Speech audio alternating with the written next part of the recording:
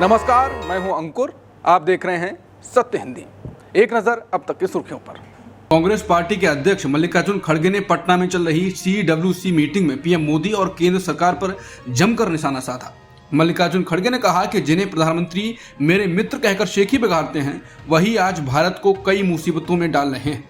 मल्लिकार्जुन खड़गे ने कहा कि हम ऐसे समय में बैठक कर रहे हैं जब भारत अंतर्राष्ट्रीय और राष्ट्रीय स्तर पर बेहद चुनौतीपूर्ण दौर से गुजर रहा है। उन्होंने कहा कि अंतर्राष्ट्रीय स्तर पर हमारे समक्ष जो समस्याएं हैं वो प्रधानमंत्री मोदी और उनकी सरकार की कूटनीतिक विफलता का नतीजा है। CWC मीटिंग में कांग्रेस अध्यक्ष मल्लिकार्जुन खड़गे ने कहा कि बिहार में एनडीए की अंदरूनी कलह अब खुलकर सामने आ गई है।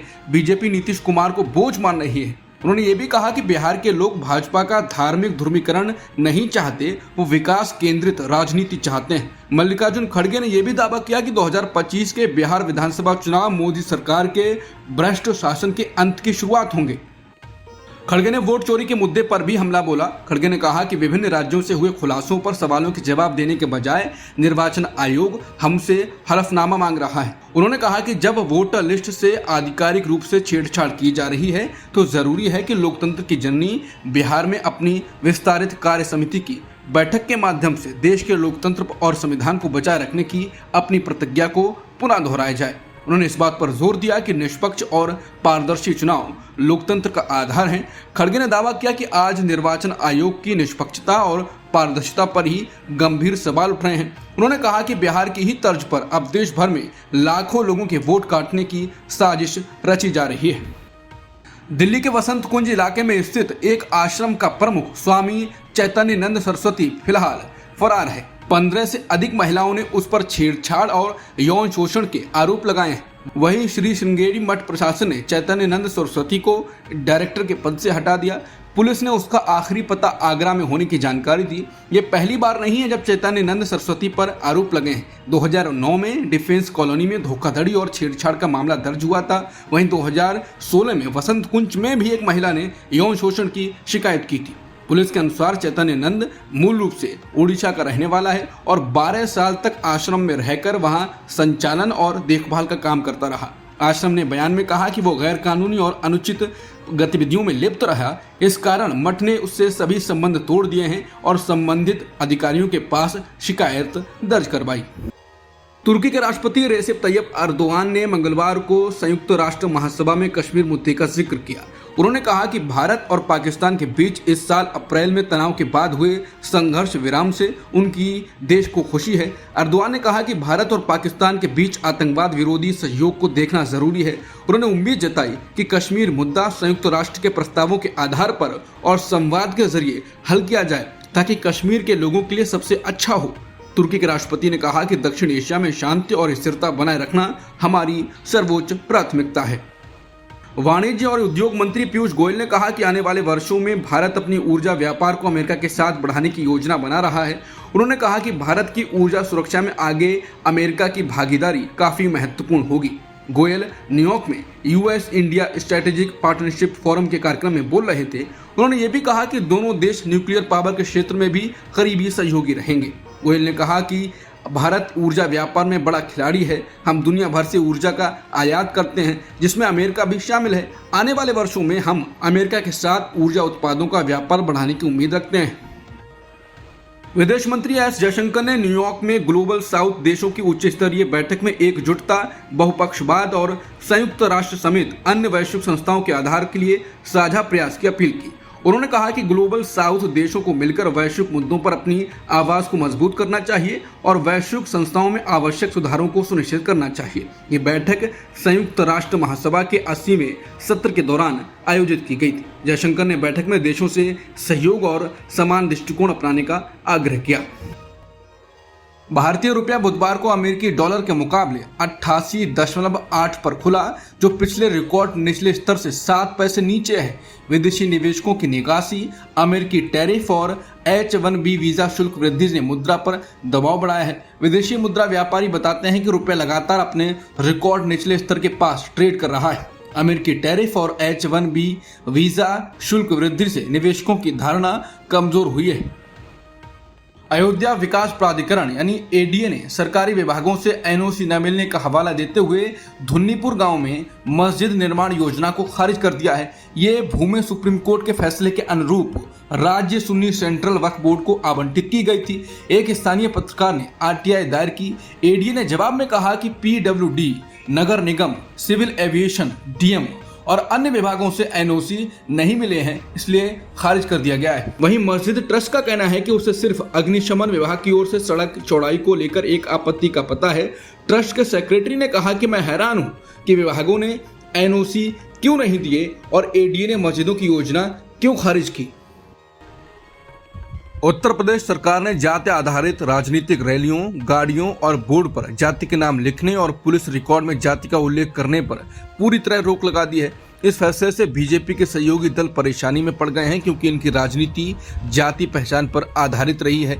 निषाद पार्टी के संजय निषाद ने कहा, हमारी जातियों का गौरवशाली इतिहास है, अगर जाति का नाम ही नहीं लिखेंगे तो पहचान कैसे होगी।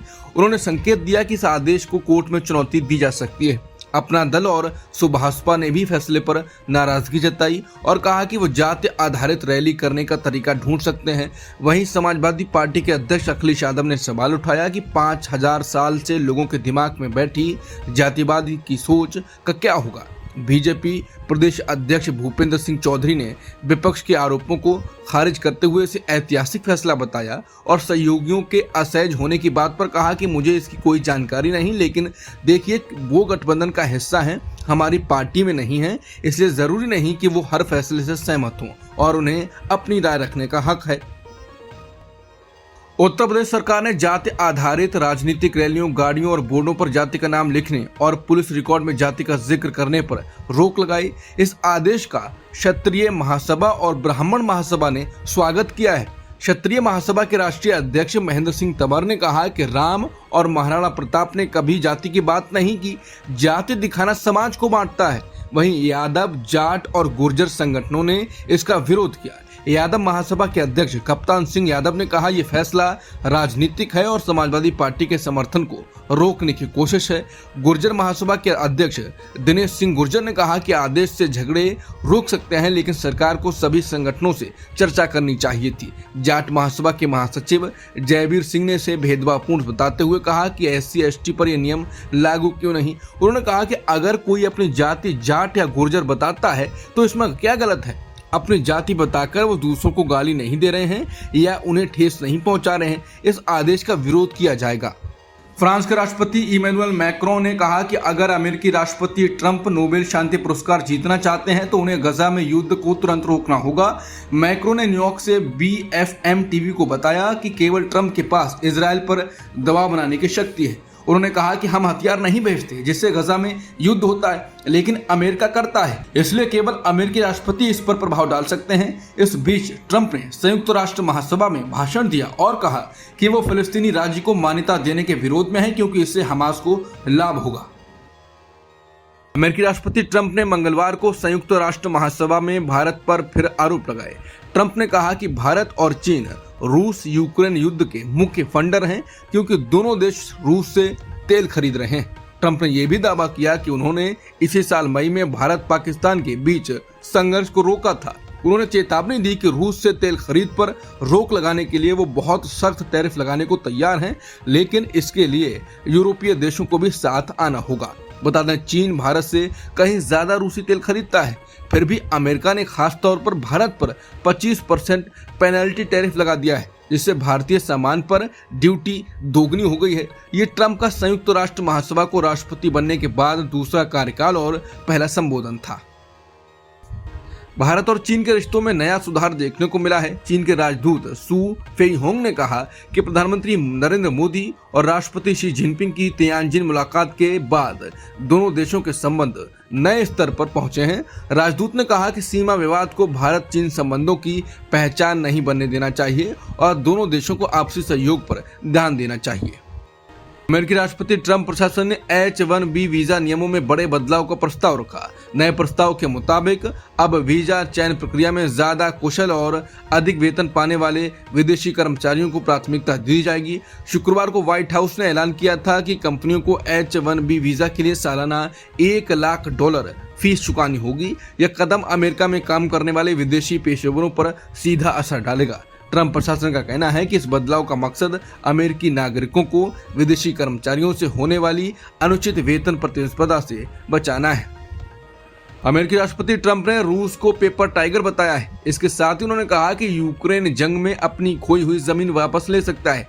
ट्रंप के इस बयान को रूस यूक्रेन जंग के मुद्दे पर उनके रुख में बड़ा बदलाव माना जा रहा है। Social media platform truth social पर एक पोस्ट में उन्होंने कहा कि यूरोप और नेटो के समर्थन से और रूस की अर्थव्यवस्था पर बढ़ते दबाव की वजह से यूक्रेन अपनी मूल सीमाएं वापस पा सकता है और जहां से यह जंग शुरू हुई थी।